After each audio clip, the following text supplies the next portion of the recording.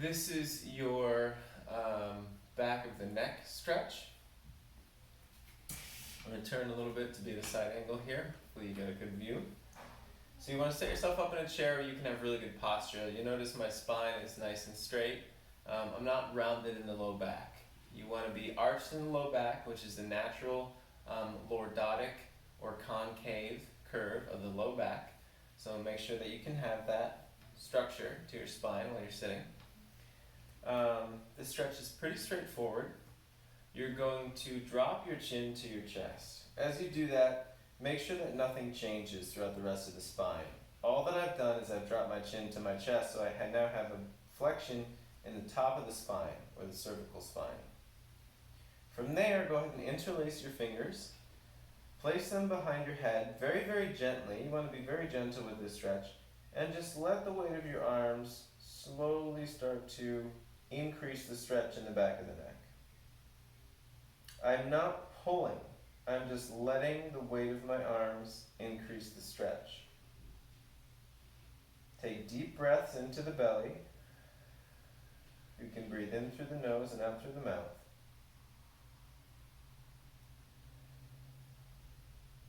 And go ahead and slowly lower the hands and slowly raise the head. To counteract this stretch, or to release now the opposite side, open up the mouth, draw the head all the way back, and then slowly close the mouth. So I open, lift, with the mouth open, and then I close the mouth.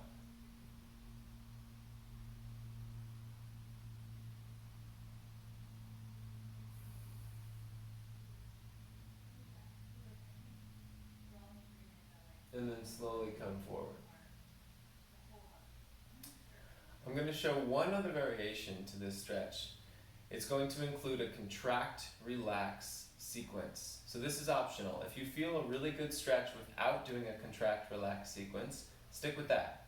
Don't change anything.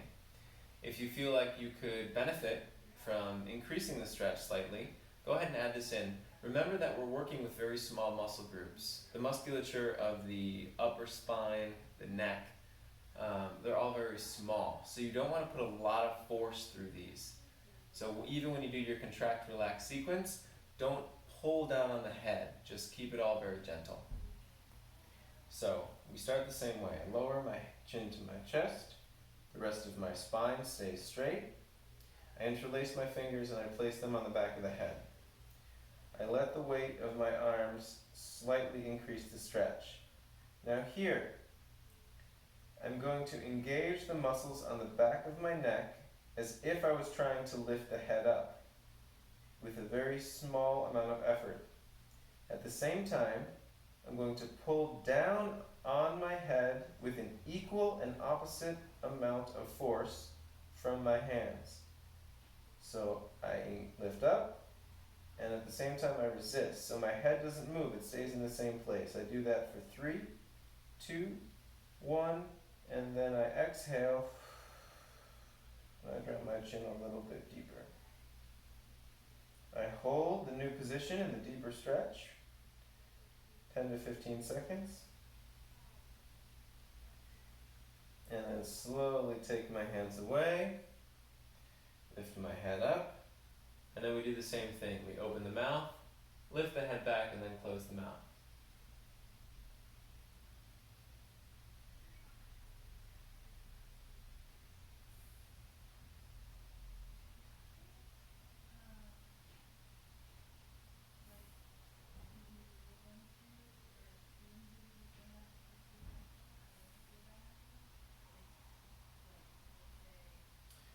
So some important points about a contract, relax sequence.